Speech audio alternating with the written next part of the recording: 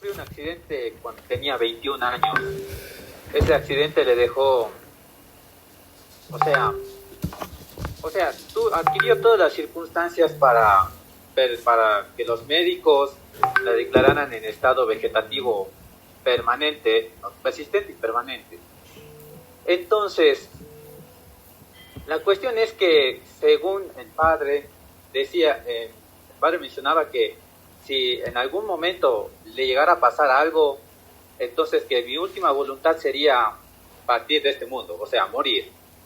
Entonces, cuando el padre ve estas circunstancias, decide entonces acudir a las instituciones judiciales italianas para solicitar la desconexión de la sonda nasogástrica que le permitía la alimentación y la hidratación de la paciente. Sin embargo, esta situación levantó un amplio debate jurídico en toda Italia, incluso llegó hasta las esferas del gobierno italiano, en ese entonces presidido por Silvio Berlusconi, porque Italia era un país altamente conservador que no se permitía todavía abrir a debate sobre la eutanasia, en este caso pasiva, desconectar al paciente de la sonda nasogástrica y dejar que con el decurso de los días falleciera. Finalmente, tras 3 audiencias, la última en el Tribunal Supremo, se decide que Eluana Englaro muera a través del procedimiento de la eutanasia pasiva. Se le desconecta la sonda nasogástrica y a los 3 días posteriores fallece. Ese sería el caso que he podido leer. Ya, muchas gracias. Cristian Escandó. Sí, pues aportando a lo que nuestro compañero había mencionado, el padre todo el tiempo había mencionado que la voluntad de su hija pues era que en caso de que le sucediese algo no continuaran con el tema de, por así decirlo, una vida inteligente, el tema de la conexión para que ella pueda seguir viviendo. Entonces el padre acudió a varias instancias judiciales para que esto sea considerado y sea tomado en cuenta la voluntad previa al accidente que tenía su hija, y pues algunas cortes les había negado, y también estaba leyendo que, por así decirlo, el gobierno, instituciones del gobierno, como aquí, por así decirlo, el Ministerio de Salud, emitía decretos en los cuales que los hospitales públicos, privados, clínicas, entre otros, no le desconecten a personas que hayan quedado en ese estado, o que se permitía que continúe con la vida artificial, con la vida inteligente. Entonces utilizaban como que mecanismos para poderle seguir frenando a esta petición que tenía el padre. Entonces por ello que llegó a la Corte Suprema, algo así, de Italia, para que al finalmente pues ya sea considerado que la hija pues tenía la voluntad de que no seguir con esa inteligencia artificial, con esa vida artificial. Entonces esto dio varios debates, en que incluso posturas para poder determinar la constitucionalidad sobre la vida de la chica, y en sí para aplicar reformas a futuro sobre cómo se debería regular y tratar este tema. Está muy bien, Cristian. Muchas gracias. Jonathan Cepeda.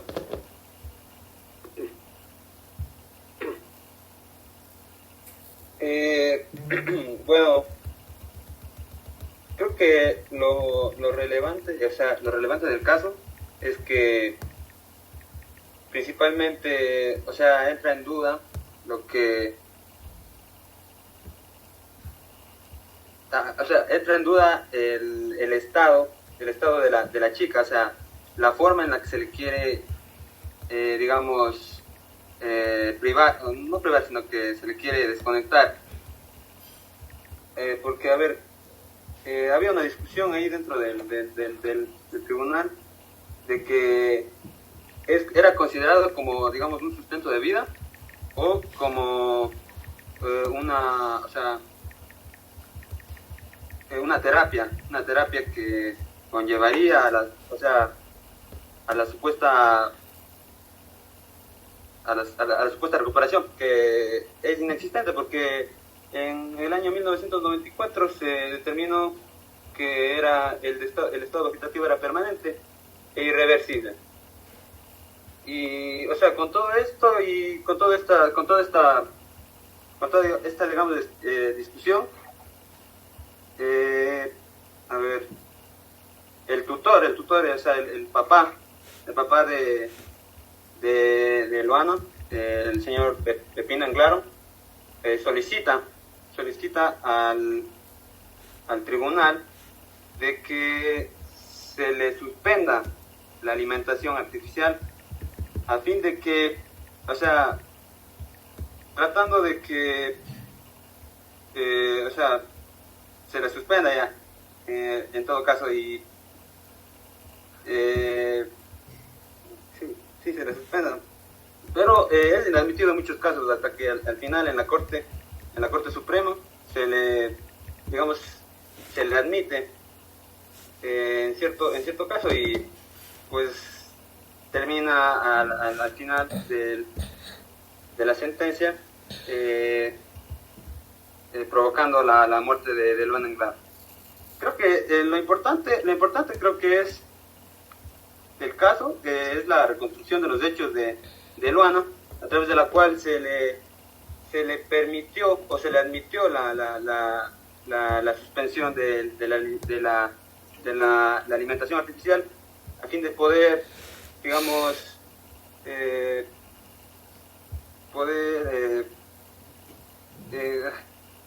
no sé si estoy en lo correcto, pero creo que es una especie de eutanasia, pero que eso también está en la discusión.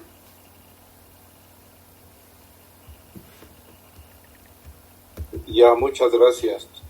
En rato vamos a hacer el siguiente ejercicio. Yo les voy a hacer 2 preguntas y vamos a reflexionar sobre esas preguntas para argumentar bien, ¿no? Vamos a argumentar bien. Entonces, la primera pregunta es: ¿cómo relacionamos este caso con los consejos de Atienza?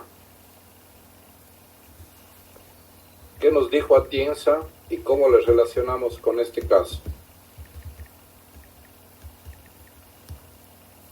Y la segunda pregunta: en la línea de tiempo, esto ocurrió antes que ustedes nacieran, el accidente, digo. La resolución del Tribunal de Casación italiano entendería que ustedes ya nacieron. Al papá le tocó estar como 17 años en los tribunales para que se ejecute la sentencia, ¿no es cierto? ¿Qué posibilidad de las que hemos estudiado en este capítulo le hubiese evitado tanto trajinar al papá? Ya, 2 minutos. Disculpe, ¿usted puede repetir la segunda pregunta?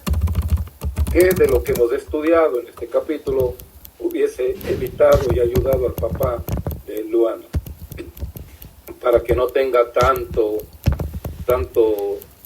situación en los tribunales? Tienen 2 minutos. Hagan el ejercicio como si estuvieran en una audiencia, ¿no? Una parte les ha hecho una alegación y ustedes la van a tener que responder.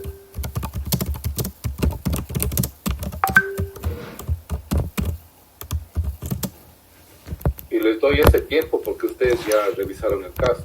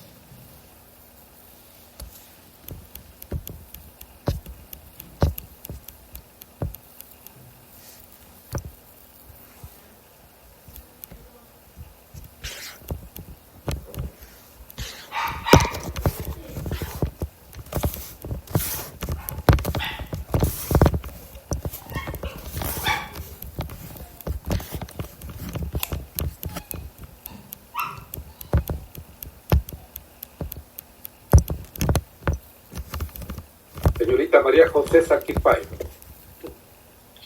Dígame, doctor. La primera pregunta. Bueno, lo que él nos dijo, no sé si estoy mal, es que el cuerpo humano no debe ser considerado como una cosa bien, sino que ciertas partes, siempre y cuando sean separadas de él, van a ser consideradas así como cosa bien. Y ahí sería, o tendrían un poder para ejercer sobre él.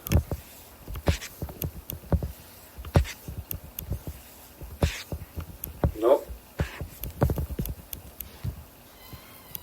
Señorita Jaramillo Maldonado. Ya. Bueno, dentro de lo que nos había hablado Tienser, se fundamentaba sobre intentar favorecer al otro, pero dentro de los principios que se ha dado por parte del autor, rescaté que tal vez podría formar parte de la autonomía y el paternalismo. Justo que vimos la anterior clase, la autonomía, porque decía que cada individuo tenía derecho a decidir sobre lo que le afecta, entonces eso tal vez se podría haber reflejado en cómo el papá le afectaba el hecho de que ya sabía, porque dentro igual de la sentencia se mencionaba que a pesar de que le estaban manteniendo la vida artificialmente con máquinas, los médicos le habían dicho que no había forma en la cual la chica se podía recuperar, e inclusive también esto iba relacionado con el paternalismo, porque a la final el padre sabía que la hija, si se encontraba en esta situación, no quería seguir manteniéndose viva mediante maneras artificiales. Igualmente también podemos ver que afectó bastante que dentro de Italia existía la situación de que no había separación de poderes, y se veía bastante también afectado por la iglesia, porque dentro de esa época, de lo poco que había averiguado, Italia todavía estaba bastante dentro de los poderes y dentro del gobierno influía todavía la opinión de la iglesia, e inclusive fue también por eso es que existieron muchas opiniones divididas, porque ya existían países que estaban intentando tratar el tema de la eutanasia en ese tiempo, y incluso ya la tenían regulada, pero Italia no la tenía, puesto que la iglesia mantenía la idea de que realizar una muerte asistida estaba en contra de los pilares que se mantenía dentro de Italia. E inclusive, si no estoy mal, dentro de las opiniones que se dieron divididas en esta época, decían que mantenerle viva a la chica era como parte de los cuidados básicos que se tenían que dar según la doctrina de la iglesia para mantenerle viva a la chica. Ya, está muy bien. Acuérdense usted y acuérdense todos, ¿no?, que Atienza nos decía qué tenemos que hacer cuando vamos a resolver por una persona, ¿no? Al papá le tocó resolver el tema por su hija porque era el tutor, y nosotros le diríamos, es el padre, es el representante legal en un principio, y cuando ya no es representante legal. Cuando ya falleció, porque ya no es padre. Ya tenía que haber prendido el micrófono. Cuando la chica tendría ya los 18 años. Exactamente. Entonces, ya en el transcurso del tiempo, él ya no es el representante, ya no ejerce la pacha potestad. Pero, sin embargo, a él le toca asumir el papel, porque es, a la final, quien, en representación de su hija, llega a los tribunales de justicia. Entonces, acuérdense lo que decía Atienza, ¿no? ¿Qué pasa cuando yo voy a resolver por una persona? En primer lugar, tengo que resolver pensando en que le voy a hacer bien, ¿no? Le voy a llevar a una mejor situación de la que está en este momento. Y segundo, ahí ya pienso qué es lo que hubiese ella querido si estuviera en esa circunstancia, si estuviera ella en este momento en lo que estamos viviendo. Sofía, la segunda pregunta. Doctor, ¿puedo apagarle mi cámara? Solo que se me estaba trabando el internet para que no se me corte en la respuesta. Claro. Listo. Doctor, después de la segunda pregunta, creería yo que de acuerdo a toda la materia que hemos visto, pudiera ser útil el tema de los trasplantes de órganos. Enfocándonos en que ella, si bien es cierto, estaba en un estado vegetal, tenemos entendido, como usted nos mencionó también, que ya es mayor de edad. Ya tiene este consentimiento ella de poder decir, ser donante de órganos. Entonces, creería yo, si no me equivoco, en esa época no estaba estandarizado, por decir así, el tema de los trasplantes de órganos. Entonces, creería que en ese sentido le pudiera ayudar al papá, o bueno, a ella en sí, en el ámbito de que le pudo ayudar el tema de trasplante de órganos, sabiendo que ella no tenía ya una vida como tal, pero otras personas con sus órganos sí podía tener una vida más digna como tal. Cristina García, rebátale a su compañera. Bueno, doctor, yo creo que la relación... ¿Me escucha? Sí, perfectamente. Ya. Bueno, doctor, yo creo que la segunda pregunta se relaciona cómo se hubiera podido combatir el tema que sufrió el papá de ella pues hoy en día. Y yo creo que el punto clave es de que cómo se hubiera evitado es que en ese tiempo Italia no tenía reconocido que exista pues un representante legal cuando la persona que ya está pues en este estado como Eliana ya no puede decidir sobre sus derechos. Entonces yo creo que si la ley italiana hubiera tenido esa capacidad como ahora la ley ecuatoriana de darle a la familia, específicamente al papá, esa representación legal, este sufrimiento hubiera podido acabarse en un 2x3 como estar sufriendo casi 17 años. Entonces yo creo que ese es el punto principal de el tema de la representación que antes no estaba incluida en la legislación italiana. ¿Qué opina usted, Cristian Escandón? Pues como bien en la legislación italiana en ese tiempo no estaba como que tan avanzada, por así decirlo, a comparación de, obviamente, los años a nuestra actualidad.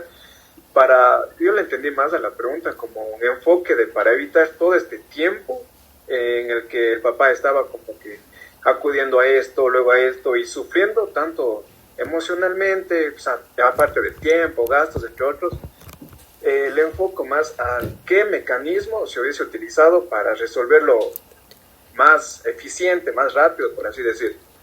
Entonces, aplicándolo pues a nuestra realidad, a nuestra legislación como tal, en este caso el papá pues hubiese aplicado o hubiese solicitado una acción de protección, algo para poder realizar a que su hija pues pueda obtener este derecho a que sea respetada su opinión previa a lo que le había ocurrido. Le voy a reconducir la pregunta. Hemos visto algo que la doctrina propone, ¿no? Y que a nosotros como abogados nos debe interesar mucho en el caso de Luana, que hubiese evitado muchas situaciones en los tribunales, ¿no? Doctor. Sí. Disculpe, doctor, estaba pensando tal vez, o sea, en todo lo que había investigado sobre el tema, que una forma en la que se hubiera podido combatir esto de manera previa sería tal vez lo que usted nos mencionaba en anteriores clases del testamento vita, si ella hubiera dejado el falso voluntario. Siga nomás, pero esa es un poco la respuesta acertada. Ok, bueno, básicamente, o sea, de lo que había investigado, lo que entendí es que uno de los argumentos para no poderle quitar la alimentación asistida, no me acuerdo muy bien cómo se llamaba, a la paciente, era que decían que no, o sea, que como que el papá está queriendo imponer su voluntad sobre la de ella. Entonces yo siento que esa hubiera sido una forma de poder tener de manera más certera su consentimiento, ya que lo que el papá decía es que en conversaciones cotidianas la chica había manifestado eso, pero no estaba tal cual como habíamos dicho, tal vez, o sea, manifestado ante un notario o algo que dé fe pública de su voluntad. Todos vimos los hechos que ocurrieron en la provincia de Cañar ayer con la caravana del presidente de la República. Se dice que fue un ataque de tal magnitud que querían acabar con la vida del presidente y tal. Estuvieron 5 personas detenidas, hoy han sido liberadas por la jueza. Incluso la jueza dice que en la aprehensión de esas personas se violentaron los derechos de ellos, ¿no?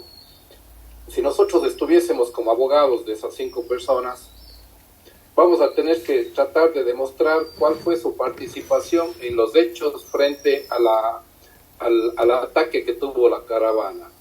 Si es que ellos hicieron o no alguna acción tendiente a atacar a la caravana. Todos vimos unos videos donde que gente lanza piedras, ¿no? No sé si habrá cosas más contundentes contra los vehículos, incluso dicen que ha habido bala, ¿no? Pero en definitiva, la investigación de la Fiscalía tiene que estar direccionada a identificar a las personas que lanzaron las cosas y cómo esas cosas pudieron haber causado daño en los bienes materiales, vehículos, ¿no? Y luego, si es que esa situación era potencialmente efectiva para poder causar daños mayores a los que simplemente son el tema de averiar un vehículo. Entonces, ¿a qué voy yo? Yo voy a una cosa que los abogados nunca nos podemos olvidar, que hay un axioma que dice, yo ya les he dicho en clase, lo vuelvo a repetir, tanto vale no tener el derecho como no poder probarlo. Repitan, tanto vale no tener el derecho como no poder probarlo. Entonces, imagínense ustedes, es que hagan el ejercicio que les invité desde el primer día. Hagan el ejercicio de ponerse en los pies de Luana, de los papás de Luana. ¿Cómo yo llevo a los tribunales un caso en el que quiero decir que mi hija, durante alguna vez en su vida, 2 veces, 3 veces, dijo que si llegaría a un estado como es el que le provocó el accidente, ella no desearía continuar viviendo? No es un tema fácil. Ustedes le van a tratar de persuadir a los jueces para que los jueces autoricen, ¿no?, que se le quite la alimentación que estaba recibiendo vía venosa y ella, en definitiva, pueda apagar su vida. Porque ahí vamos al tema, ¿no?, de qué es la vida digna. Y para el papá, tener a una persona por 17 años acostada en la cama, sin ningún signo que demuestre que vaya a existir un cambio, eso no es una vida digna. Entonces, para el papá de Luana, la vida por la vida no tiene sentido. La vida tiene que irse acompañada de la dignidad de esa persona. Y ahí vamos al concepto de la vida digna, de lo que dice también Atienza, ¿no? Nadie puede ser utilizado como un objeto para conseguir un fin. Todos tenemos la dignidad por nuestra capacidad, por la sola situación de que somos seres humanos, tenemos la dignidad humana. Entonces, si es que a ese tiempo en Italia hubiese existido la posibilidad de emitir un testamento vital, la situación para el papá era, a mí me da la idea como que si tuviéramos un barómetro, como que se baja el 50% de complicación, porque ya le estoy diciendo, pues, aquí está la voluntad de mi hija, aquí está. Y yo lo que estoy queriendo es ejecutar la voluntad de mi hija. Entonces, ahí ven ustedes la importancia. ¿Yo por qué me gusta este caso? Porque de alguna forma lo que vemos aquí, lo que hemos visto durante estos días sobre este tema, aterriza todo aquí. Ya dejamos de estar elucubrando qué pasaría si una persona llega a tal estado y no sé qué, y cómo podemos posibilitar la eutanasia. Aquí ya vemos un caso de 17 años, que la persona estuvo en una situación, ya se va a cortar, e inmediatamente ingresamos, por favor.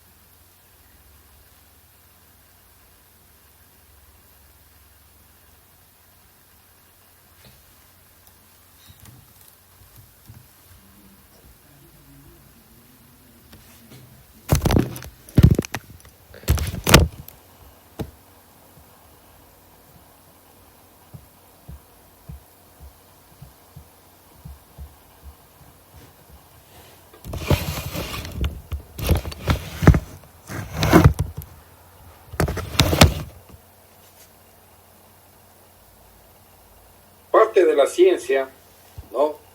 Y obviamente la situación, por ejemplo, que tiene arraigada... Doctor, por favor. una consulta, perdón que le interrumpa. En este caso, digamos que existe ya el mismo caso de Luana ya en esta sociedad, en este siglo, pero no existe una manifestación antes del accidente que le apliquen el tema de la eutanasia. ¿Ya? En ese caso, ¿se designaría algún tipo de tutor o algo para que tome la decisión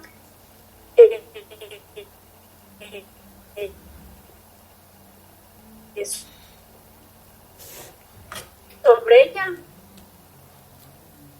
A ver, ¿cuál es la vía? Ustedes ya leyeron, ya estudiaron en primer ciclo. María José Calle fue mi alumna el ciclo anterior. ¿Qué tendría que hacer usted ante la situación de la chica que está en ese tema del accidente? ¿Qué es lo primero que tendría que hacer? Si es que usted quiere accionar otras demandas.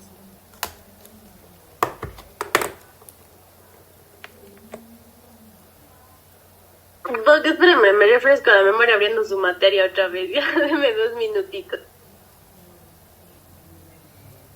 Romina, ¿se acuerda usted? ¿Puedes decirme algún... Doctor, disculpe, no funciona... Ay, perdón. Doctor, no funciona tal vez la interdicción, o sea, porque la persona no tiene la capacidad de decidir por sí misma. ¿Quién habló? No le... Ivana Cuesta.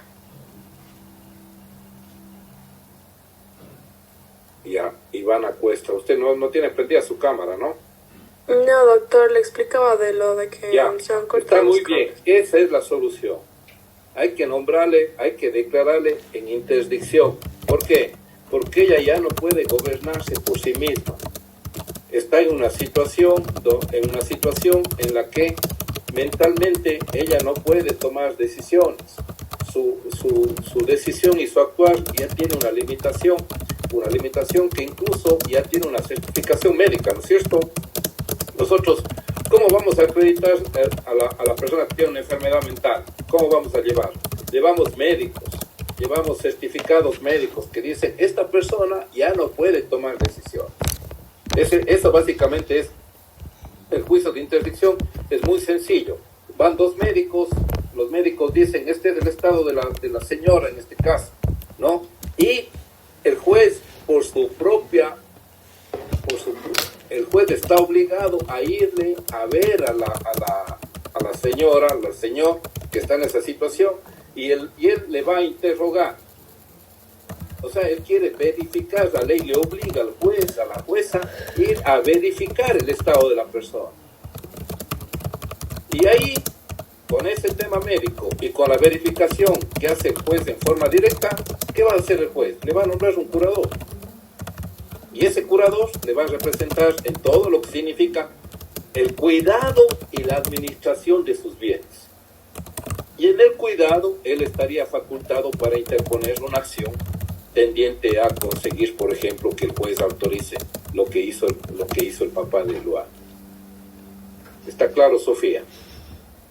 Sí, doctor, muchas gracias. Doctor, disculpe, una pregunta. ¿Es necesario realmente el caso de interdicción? Porque, por ejemplo, cuando, no sé, existe una mujer embarazada que está en un hilo su vida o la de su hijo y le piden al esposo o al papá del bebé que decida a quién dar prioridad, no creo que haya tiempo para un caso de interdicción. Entonces, es que tampoco cabría la interdicción. ¿Por qué interdicción si la señora está en pleno uso de su razón? Pero, o sea, digamos que ya está en una sala de operación, que ya está abierta la señora. ¿Cómo vamos a hacer un caso de interdicción en menos de 2 minutos? Entonces, es que nosotros hemos hablado que en las situaciones de emergencia a los médicos les toca actuar y salvar la vida.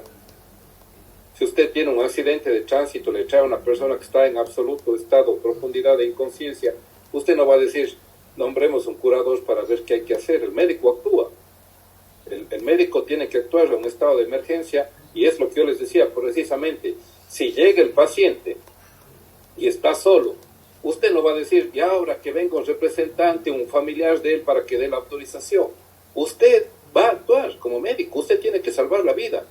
Otra cosa es que lo que yo les decía, cómo usted se cubre las espaldas.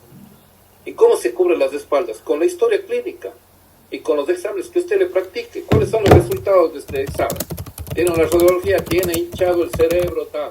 ¿Cómo quieren que el señor decida qué es lo cómo quieren que yo le pida un consentimiento informado si tiene esa situación ya súper gravosa en su cerebro?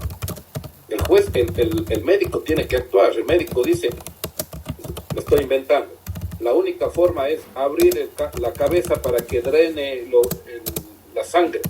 Tiene que hacer eso. Él no tiene que esperar nada. No tiene que esperar que venga un representante, no.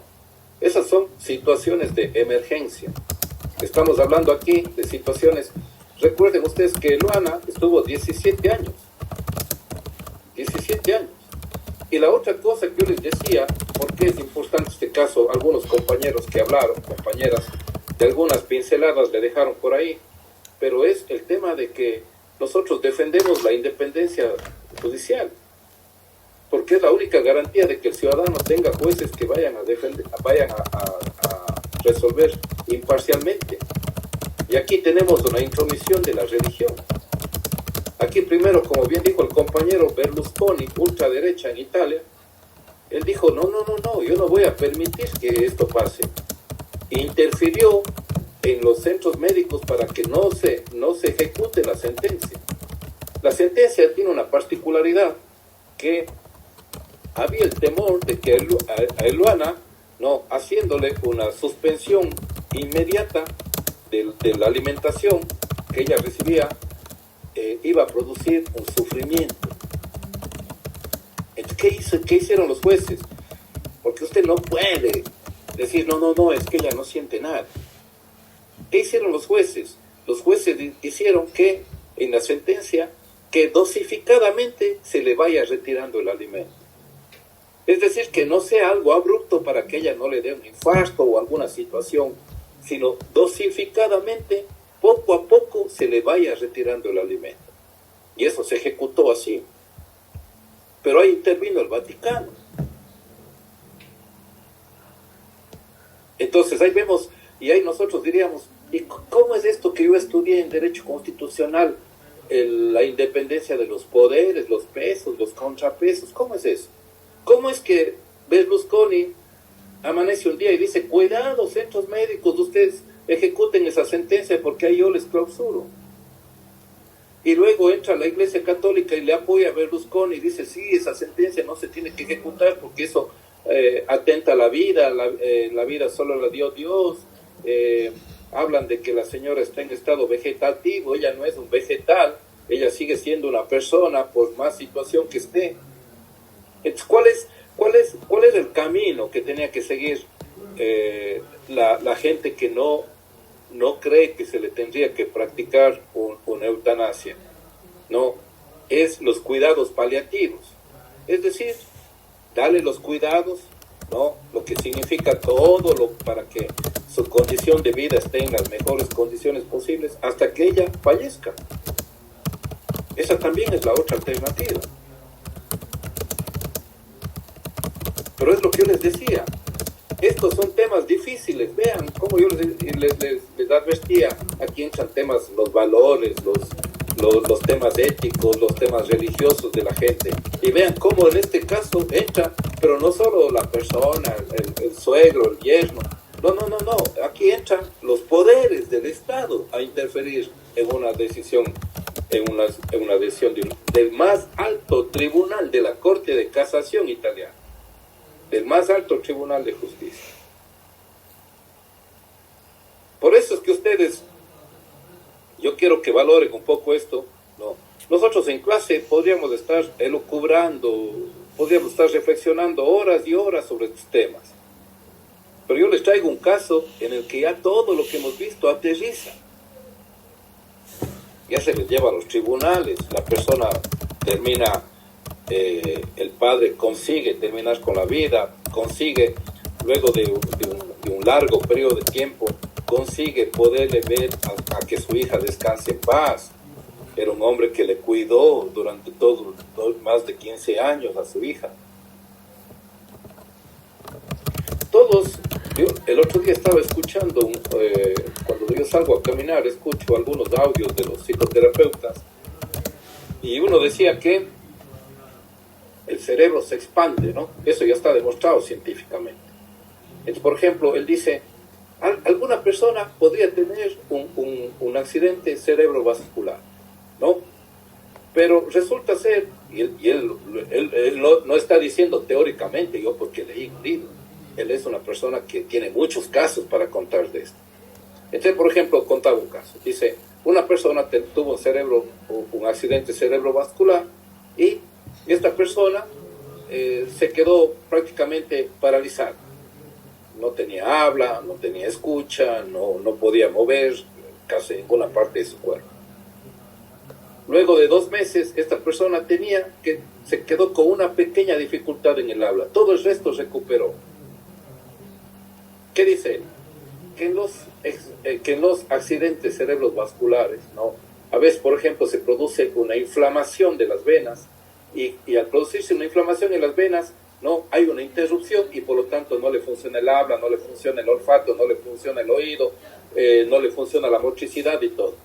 Pero como el cerebro, esto ya está demostrado científicamente, que tiene la capacidad de adaptarse, ¿no? y de irse extendiendo, luego el cerebro se va recuperando poco a poco y empieza de nuevo a conectar, ¿no? Empieza de nuevo a conectar y la persona empieza a recuperar sus sentidos.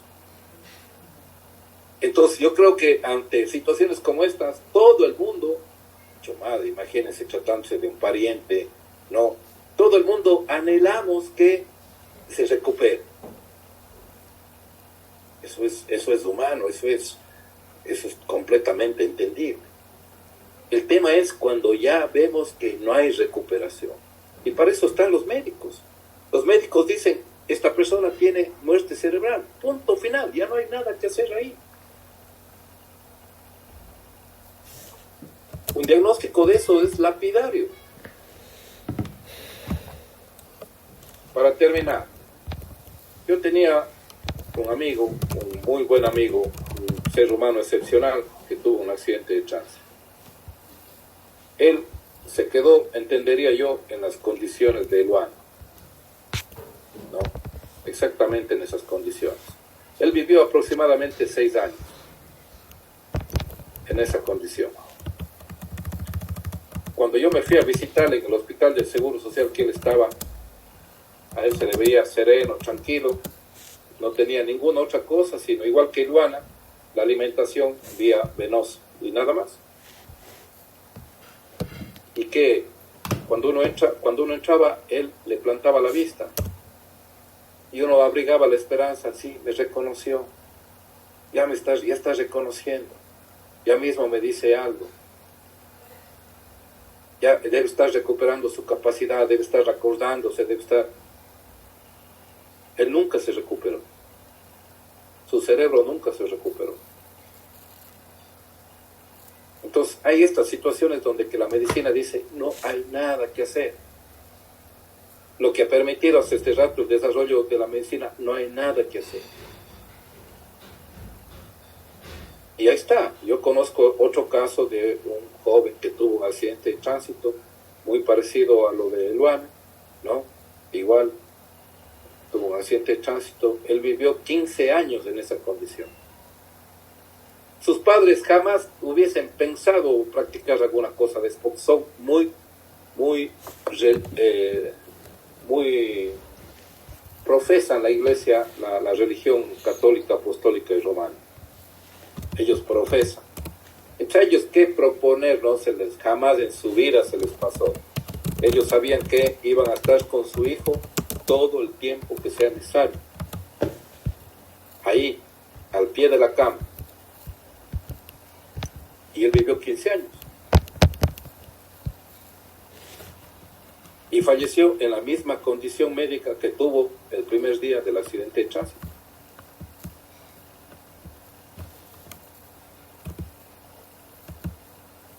No se olviden de esto.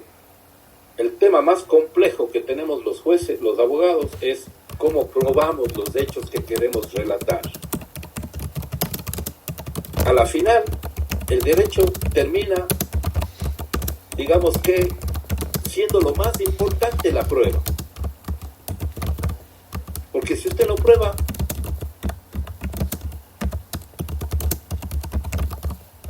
entonces por eso toda esta situación de la doctrina, que el testamento vital, que la posibilidad de que la gente se vaya pronunciando, ¿no?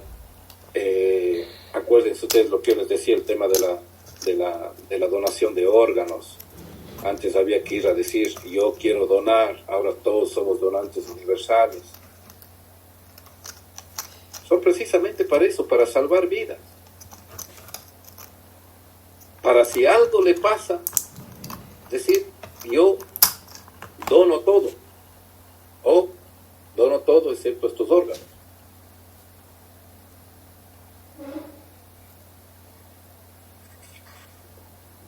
Vamos a ver ahora lo que es el patrimonio, ¿no? Damos por finalizado este capítulo de nuestro sílabo y ingresamos al patrimonio. Señorita Diana Tene, si yo le digo a usted la expresión patrimonio, usted no pensando como Diana, sino pensando como Diana, estudiante de Derecho, ¿qué significa para usted el patrimonio? Doctor, puede ser algo que una persona, puede ser bienes que tenga alguna persona, y en este caso esta persona tenga familia y, por ejemplo, mucha gente dice la familia tal tiene mucho patrimonio, o sea, quiere decir que tiene mucho dinero, mucho renombre en muchas cosas. Entonces eso, doctor. Va muy bien. Entonces, como nos dice Diana, sería el conjunto de bienes, pero no solo de bienes, ¿no? De bienes y derechos, sino también de obligaciones, ¿no? ¿Por qué? Yo digo, si es que a mí me preguntan en este rato, me dirían, ¿cuál es tu patrimonio? Yo tendría que responder, tendría que hacer el cálculo y decir, ¿cuánto tengo y cuánto debo? Tengo 100.000, debo 30.000, mi patrimonio es 70.000. Ese es mi patrimonio. Y por eso vean ustedes que cuando somos funcionarios públicos tenemos que emitir una declaración juramentada de bienes ante la Contraloría. ¿Y qué decimos ante la Contraloría? Ahí dice el formulario, dice, ¿qué tiene usted? Le dice casas, carros, bienes muebles, cuentas bancarias, cuentas en el exterior. Entonces usted va describiendo lo que va teniendo, ¿no? Va describiendo todo, homenaje de casa, acciones, participaciones de una compañía y tal. Entonces al final le dice, al final la misma hoja de cálculo automáticamente le dice, su patrimonio es 275.000. Y luego dice obligaciones. Entonces usted anota, debo 30.000 al Banco del Astro, debo 40.000 de crédito hipotecario, debo 20.000 a Pepito Pérez y tal. O sea, le dice, debo 90.000. Dice, su patrimonio es 275.000 menos 90.000, $185.000.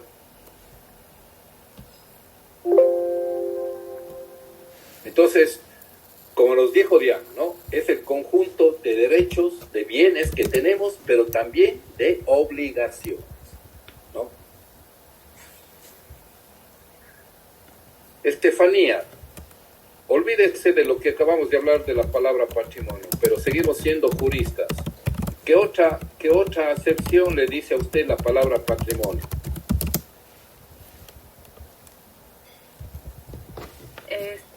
Un patrimonio también podría ser, yendo desde el punto de vista intelectual, o sea, las propiedades y lo que uno va haciendo, lo que uno va pensando, lo que uno va forjando, igual en punto de vista de bienes, igual lo que sea, lo que uno puede decir que es propio de uno, tanto, no digo de forma de material e inmaterial. La última parte me gusta, pero eso no se refiere a lo que usted dice. Alison, ¿cuál es la otra acepción que usted, si yo le digo patrimonio, ya no como ese conjunto de bienes, de derechos y obligaciones que tenemos todos, sino desde otro punto de vista jurídico, ¿qué significa para usted patrimonio? Podría ser, haciendo referencia a ese atributo como persona que tenemos, es un atributo de la personalidad. Eso sería, a ver, eso más bien sería una distinción de que hay bienes que tienen un significado económico, ¿no? Derechos que tienen un significado económico. Usted, por ejemplo, dice, yo tengo esta casa y esta casa vale $150,000. Usted le da una significación económica, ¿no es cierto? Tengo el vehículo y vale... como algo que me pertenece, algo que en cierto modo nos acompaña y nos distingue, ¿podría ser? A ver, usted dice, yo tengo este vehículo, vale 18,000, mi computadora vale $500. Pero si yo le pregunto, ¿y cuánto vale su vida? Ahí está, me entendí totalmente, porque, a ver, desde un punto podríamos decir que la vida, de acuerdo a la legislación ecuatoriana, no tiene precio. Y usted diría, mi libertad no tiene precio, mi honor no tiene precio, mi vida no tiene precio, ¿no es cierto? Mi salud no tiene precio. Entonces, ahí lo que empezamos a decir es, hay bienes que tienen una significación patrimonial, económica, y hay otros bienes que nosotros les decimos que son extrapatrimoniales, ¿no? Y que más bien nosotros les diríamos que son trascendentales, que son suprapatrimoniales, ¿no? Y que son los que les tenemos que defender a toda costa, porque al final, si eso no tenemos, el resto, como saben decir los mayorcitos, no, con salud todo. Sin salud, ¿de qué vale todo el patrimonio que pudiésemos tener? ¿No? Es unas expresiones que nos dicen mucho, ¿no? Que a veces creemos que les ponemos mucho énfasis en todo y no hay tal. Entonces, encontramos que es ese conjunto, este rato, jurídicamente lo que nos interesa el patrimonio es el conjunto de derechos y obligaciones que tienen un carácter económico y que todas las personas los tenemos, ¿no? Entonces tenemos un patrimonio que es un positivo, todos los bienes que suman el haber, y todo lo que es negativo, lo que debemos, el debe. Hay el haber y el debe, positivo, negativo, ¿no? Entonces, eso es lo que integra el patrimonio. En base a esto, si yo tengo de bienes 200,000 y debo 50,000, tengo un patrimonio positivo de 150,000. Eso significa que mi patrimonio es positivo, porque yo tengo a mi favor un patrimonio. Si yo tengo un patrimonio que en bienes 80,000, pero debo 80,000, tengo un patrimonio neutro, le llaman, ¿no? No es ni positivo ni negativo. ¿Por qué? Porque tengo exactamente igual. Tengo 80,000 de bienes, pero debo también 80,000. Pero si tengo un patrimonio de 20,000 y debo 100,000, tengo más el debe que el haber. Ese significa un patrimonio negativo. Porque tengo más deudas, tengo más cosas negativas que positivas. ¿Estamos claros? Muy bien. Entonces ya definimos lo que es el patrimonio, ¿cierto? Hemos hecho la distinción también que hay bienes que tienen una significación económica y hay otros bienes y derechos que no tienen una significación económica, que no le podemos dar un valor económico, como la vida, la libertad, el honor y todas esas circunstancias. ¿Cuáles son las teorías que surgen respecto al patrimonio? Hay dos teorías que surgen para explicar cuál es la naturaleza jurídica del patrimonio. Tenemos, en primer lugar, la teoría subjetiva o clásica. Ya cuando nosotros en el derecho escuchamos clásico, ya decimos es como la más antigua, ¿no? La que ya se viene desarrollando desde hace muchos años, ¿no? ¿Qué dice esta teoría? Dice que el patrimonio y la persona están unidos. Es como un atributo de la personalidad del patrimonio. ustedes ya estudiaron cuáles son los atributos de la persona. Entonces, ellos dicen, es un atributo de la persona. Entonces, no hay persona sin patrimonio y no hay patrimonio sin persona. No los podemos desligar.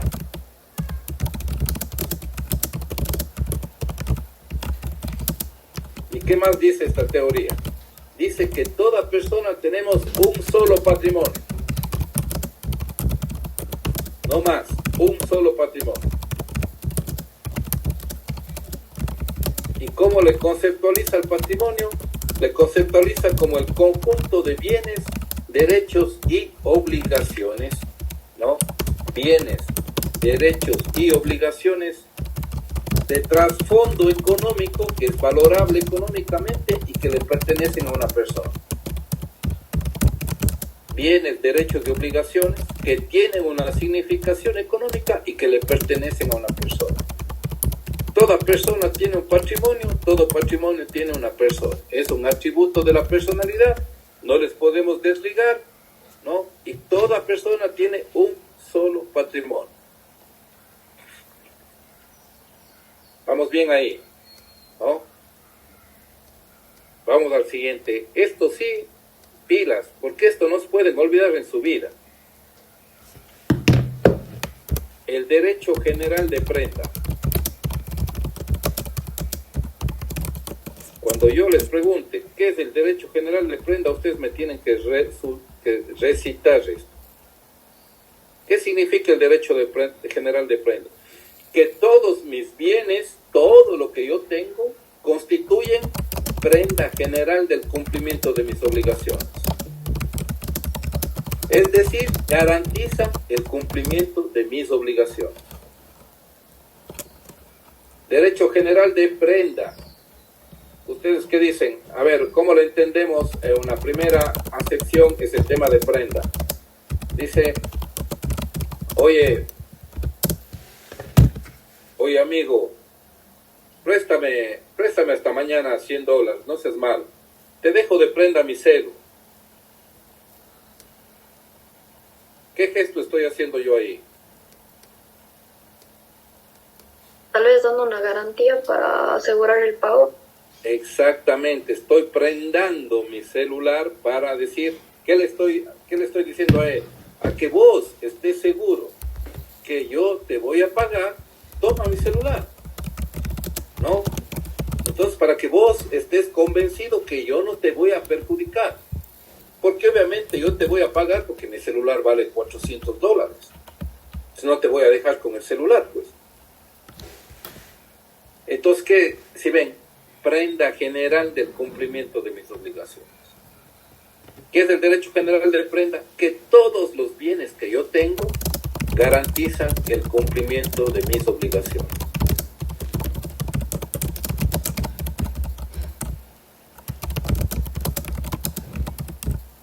Doctor, una pregunta. ¿Esto del derecho general de prenda es la segunda teoría de la naturaleza jurídica del patrimonio? No. ¿O nos dio como un dato suelto? No.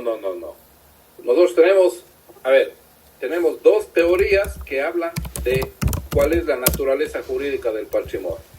La teoría subjetiva o clásica, que dice que no hay persona sin patrimonio y no hay patrimonio sin persona. Toda persona tiene un solo patrimonio.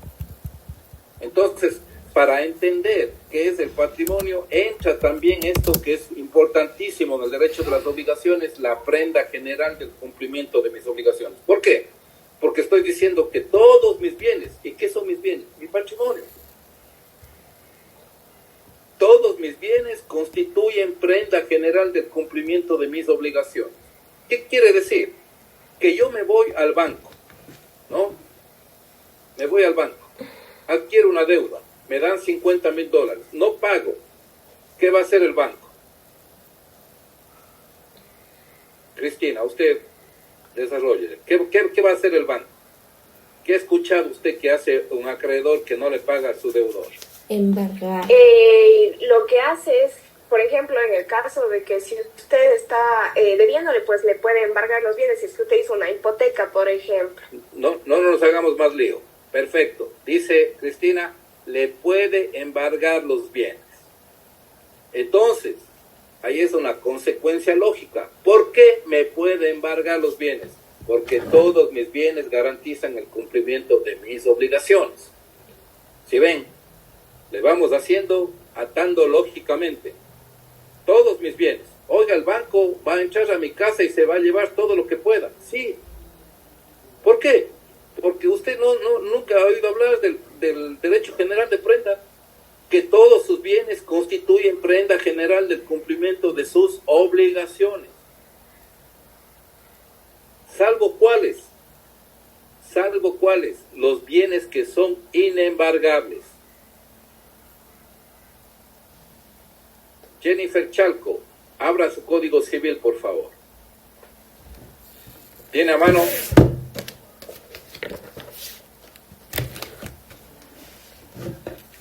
Si ven, como todo en el derecho, Sí, doctor. 1634, como todo en el derecho, regla general, me pueden embargar todos los bienes, excepción los bienes que son inembargables. Como todo, como siempre en el derecho, no hay absolutos, ¿no?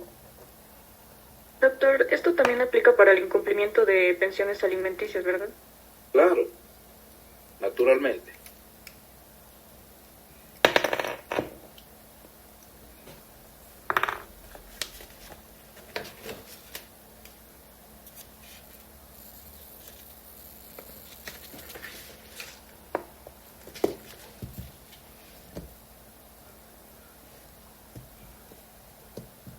Doctor, ¿qué artículo dijo? 1634. Le doy lectura, doctor. ¿A quién le dije que lea Jennifer, no?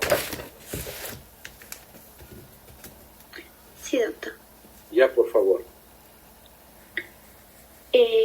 1634. La cesión comprenderá todos los bienes, derechos y acciones del deudor, excepto los no embargables.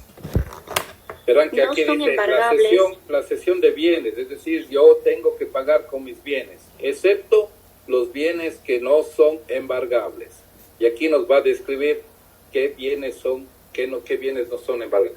Pongan atención, porque luego quisiera que me respondan por qué el legislador puso estos bienes como inembargables. Por favor, Jenny, siga.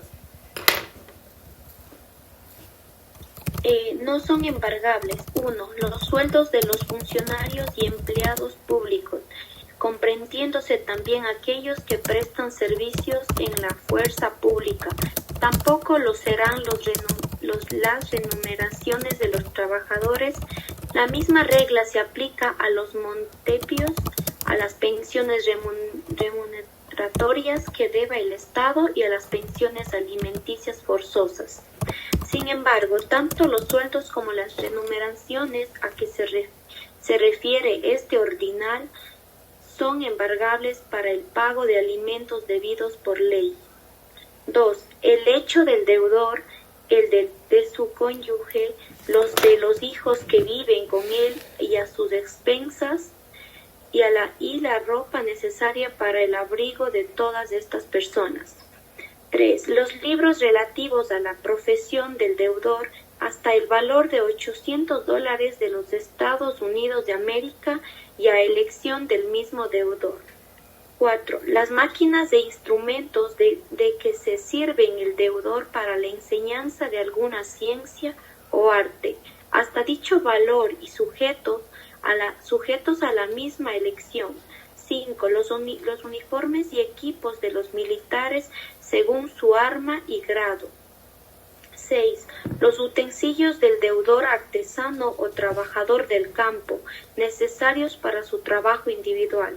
7. Los artículos de alimento y combustible que existan en poder del deudor, en la cantidad necesaria para el consumo de la familia durante un mes. 8. La propiedad de los objetos que el deudor posee judiciariamente.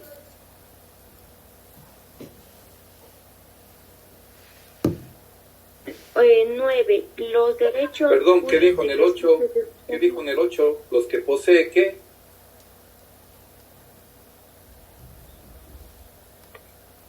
la propiedad de los objetos que el deudor posee fiduciariamente.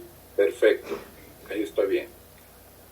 9. Los derechos cuyo ejercicio es eternamente personal, como los de uso y habitación. 10. Los bienes raíces donados o legados con la expresión de no embargables, siempre que se haya hecho constar su valor al tiempo de la entrega por tasación aprobada judicialmente, pero podrán embargarse por el valor adicional que después adquieren. 11. El patrimonio familiar. 12. Los demás bienes que leyes especiales declaren inembargables. Entonces, ¿qué hace la ley? La ley, primero, esto ya tienen que ir distinguiendo técnicamente, ¿no? La ley primero hace una enumeración taxativa, ¿no? Dice, son bienes inembargables estos. Luego, no es tan taxativa, ¿por qué? Porque termina diciendo, y los que se determinen en leyes especiales. Entonces, la conclusión, ¿son bienes inembargables solo los que están en este artículo del Código Civil? No. También hay otras leyes especiales que pueden establecer que son bienes inembargables. Primer punto, ¿no? Eso ya tenemos que ir distinguiendo técnicamente, ¿no? La ley en muchas ocasiones hace una enumeración, a veces hace una enumeración taxativa, o sea, solo son esos y ninguno más, no hay más, eso es todo. Y en otras ocasiones abre la llave y dice, es esto, pero también puede establecerse en otro tipo de leyes, otro tipo de bienes inembargables. Ya, con esa puntualización que nos queda totalmente claro. La señorita Samantha Calle, una vez que usted ha escuchado cuáles son los bienes inembargables, ¿qué apreciación tiene? ¿Qué hizo el legislador al posibilitar que estos bienes no sean embargables? Pues permite que la persona, por ejemplo, no embargar los sueldos de las personas, pues permite que la persona pueda seguir subsistiendo, o en caso de materiales de trabajo que le ayuden a la persona a ejercer su trabajo, es no hacer que la persona quede sin recursos para vivir prácticamente, al tener que pagar la deuda. Muy bien, Samantha. A mí me gusta mucho la palabra que usted utilizó, subsistir. Es decir, el legislador le deja con los mínimos para que él pueda vivir en mínimas condiciones, él y su familia. Recuerden que hay uno que dice hasta un mes, para que él pueda vivir hasta un mes con su familia. Le deja las condiciones mínimas para que él pueda seguir desenvolviéndose, ejecutando su trabajo y ese tipo de cosas, ¿no? Eso es lo que hace el legislador. O sea, dice, no le quiero mandar a esta pobre persona y a su familia ya en la absoluta miseria. Salvemos estas pocas cositas para que él se pueda seguir desempeñando y la familia subsistiendo, ¿no? Entonces, esos son los bienes inembargables. Entonces, si ven, ¿qué significa el derecho general de prenda? Que todos mis bienes constituyen garantía del cumplimiento de mis obligaciones. Todos mis bienes me pueden venir reembargados, salvo los que la ley dice que son inembargables. Cristian, ayúdeme.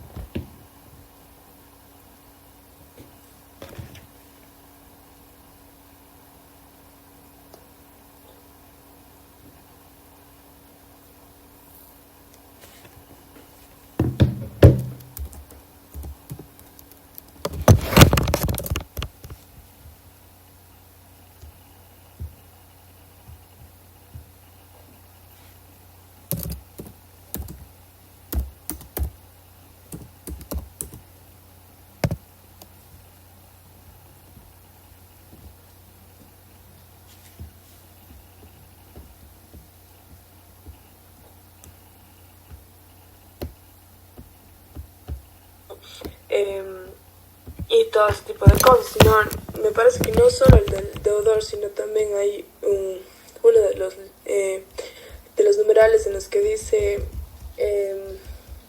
materiales que use para la enseñanza. Entonces no solo vela el derecho del deudor, sino también el derecho de otras personas, porque al fin de cuentas la educación es un derecho.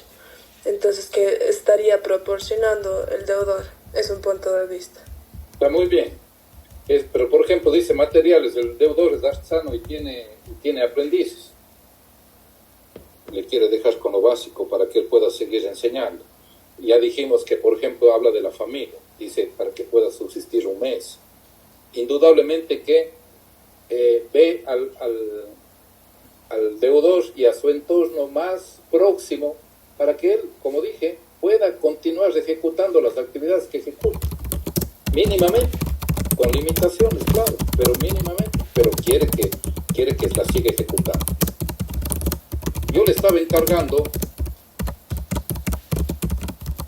a Cristian, revisen la Constitución de la República, que dice que las remuneraciones son inembargables, salvo para...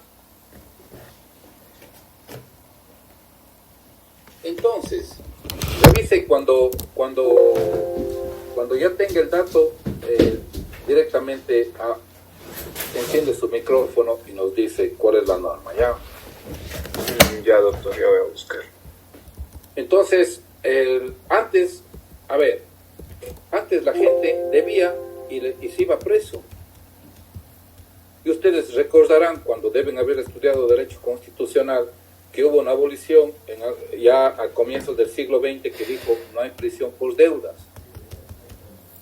Luego todos sabemos en qué consistía la esclavitud. La esclavitud del ser humano era como si fuese un objeto, como si fuese una mercancía, de tal manera que el ser humano formaba parte del patrimonio de su dueño. No tenía nada que ver la dignidad humana, ese era tratado como cosa. Entonces, ahí la gente, si es que no pagaba, cumplía otro tipo de situaciones, como por ejemplo la prisión. La gente iba presa. Entonces, algún rato, la legislación dijo, a ver, un ratito, ¿cómo es que por temas económicos le podemos quitar la libertad a una persona? Eso está mal. Y obviamente ya se abolió la prisión por deudas. Entonces, ustedes que tanta preocupación tienen con el consultorio jurídico gratuito el próximo ciclo, y que indudablemente van a tener casos de alimentos todos los días, ustedes van a decir, pero yo sí le puedo pedir el apremio personal al alimentante que no paga 2 pensiones alimenticias, ¿no es cierto? Entonces, ¿cómo es que el profe nos dice que no hay prisión por deudas, pero sí hay por los alimentos?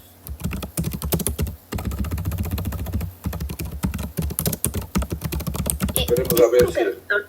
Claro. Perdón, pero en esto del artículo 1634, en el 1 nos dice que las remuneraciones son embargables para el pago de alimentos por ley. Entonces, ¿le embargarían todo el sueldo o solamente una parte de esa para que pague los alimentos? Dependiendo, si es que la persona, por ejemplo, dejó de pagar $5,000, gana $2,000, le van a embargar los 2,000, ¿no? El siguiente mes le van a embargar los 2,000, ya tiene pagado 4,000, obviamente ya no va a ser 5,000 porque ya seguramente aumentó 2 pensiones más en esos 2 meses. La tercera vez a lo mejor le terminan embargando otra vez todo el sueldo, y en la 4ª vez ya él le van a embargar únicamente el monto de la pensión porque efectivamente ya alcanzó a pagar todo, ¿no? Ese sería un poco el proceder. Por favor, Cristian, ayúdenos. Ya, es el artículo 328. Expresa: la remuneración será justa, con un salario digno que cubra al menos las necesidades básicas de la persona trabajadora, así como las de su familia. Será inembargable, salvo para el pago de pensiones por alimentos. El Estado fijará y revisará anualmente el salario básico establecido en la ley de aplicación general y obligatoria. Entonces, está bien. Dice, la remuneración es inembargable. le da la primera característica. Pero nuevamente, regla general inembargable, salvo la excepción para alimentos. Entonces yo sí puedo pedir el embargo de una situación de un monto de dinero para el pago de alimentos, crédito privilegiado. Mientras Cristian nos ayuda, ¿no?, que dice no hay prisión por deuda salvo esa disposición constitucional, por favor, ayúdeme, ¿no?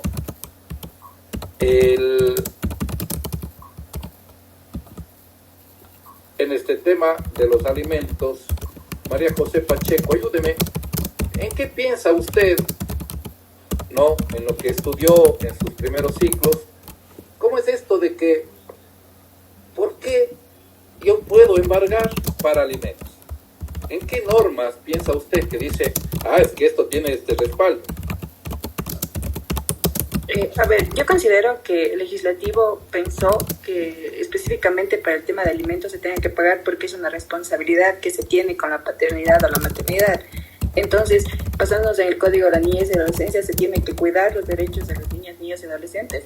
Entonces, para evitar de que las personas simplemente porque no desean pagar, se ha colocado el crédito privilegiado, incluso sobre las deudas que se tengan sobre hipotecas o casas, para que se pueda solventar y cumplir con los derechos. Muy bien, está perfecto, María José, lo que usted nos ha dicho, muy bien. Ahí tal vez le agregaríamos el tema del interés superior, ¿no? El tema de que obviamente la pensión alimenticia cubre las necesidades básicas del niño y solo así aseguramos que el niño pueda tener un desarrollo integral, porque la pensión está dirigida a asegurar la alimentación, el vestuario, la salud, la educación, la alimentación, la vivienda y todo eso, ¿no?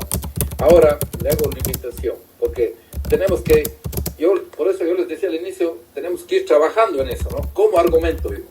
¿Qué respaldo le hago? ¿Qué respaldo jurídico? ¿En qué norma constitucional piensa usted? Doctor, tal vez el de la vida digna. No. María José, usted que le desarrolló muy bien, ¿en qué norma constitucional le agregaría para el tema de decir, este es el respaldo constitucional?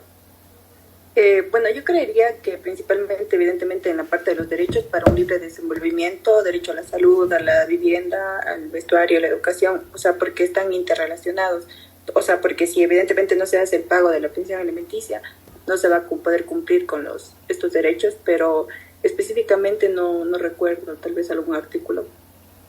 Alguien que recuerde un artículo constitucional que va a ser el respaldo jurídico de esto, de por qué, siendo la regla general que es inembargable, le pusimos embargable. El artículo 11 tal vez.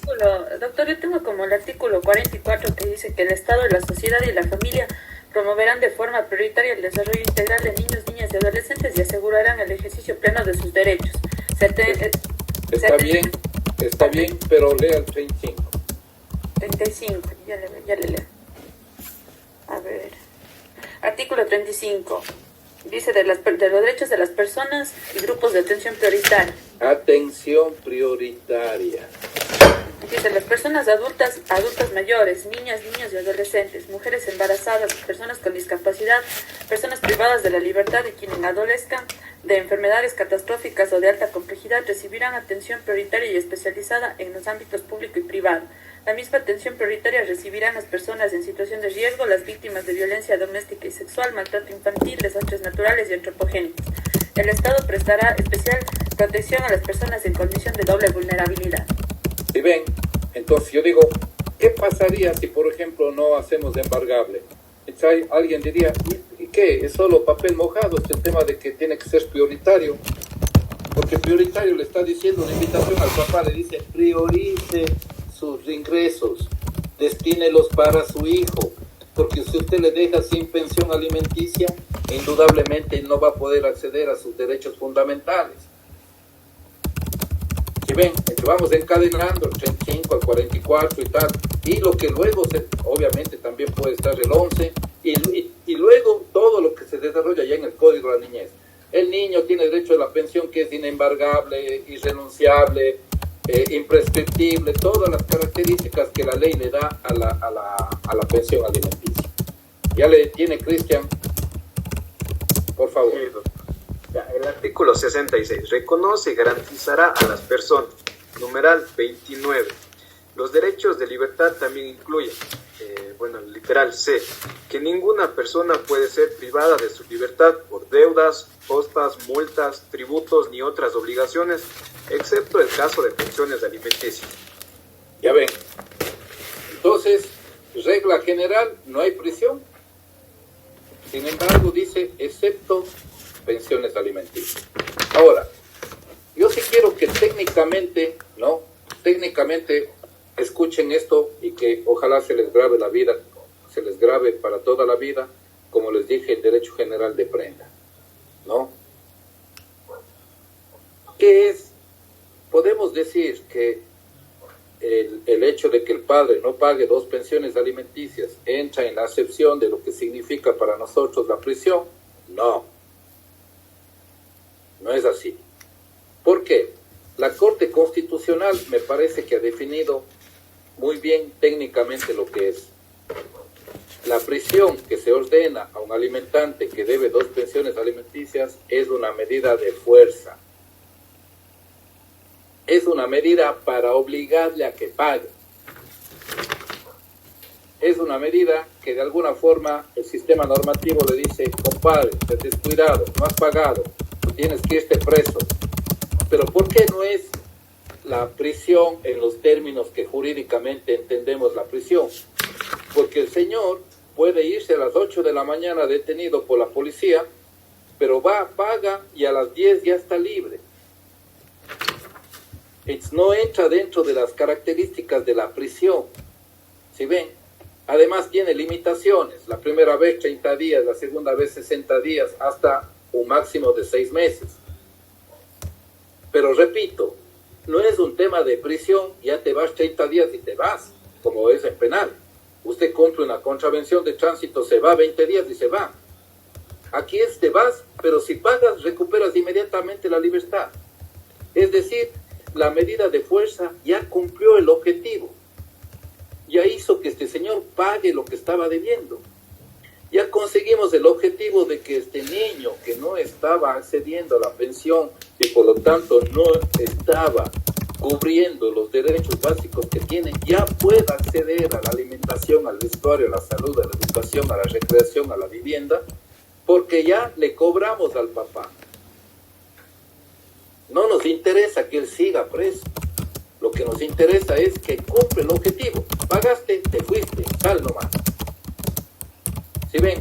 Entonces, obviamente es prisión, es orden de autoridad competente, se va preso, todo lo que ustedes quieran.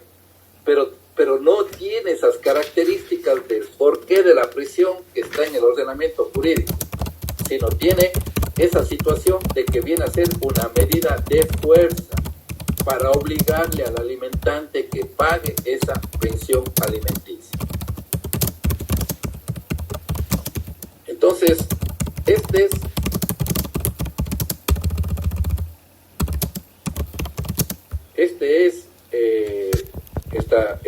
esta situación completamente técnica, hablemos, y que posibilita que se salga de las excepciones.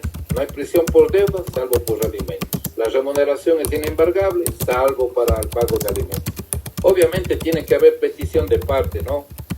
La señora hace una petición, porque de no, el juez no sabe que esta persona no está pagando. La persona hace la petición, el juez le manda a sentar la razón en pagaduría del sistema SUPA. La pagaduría dice el señor está debiendo tantos meses de pensión y ahí se gira una boleta para la prisión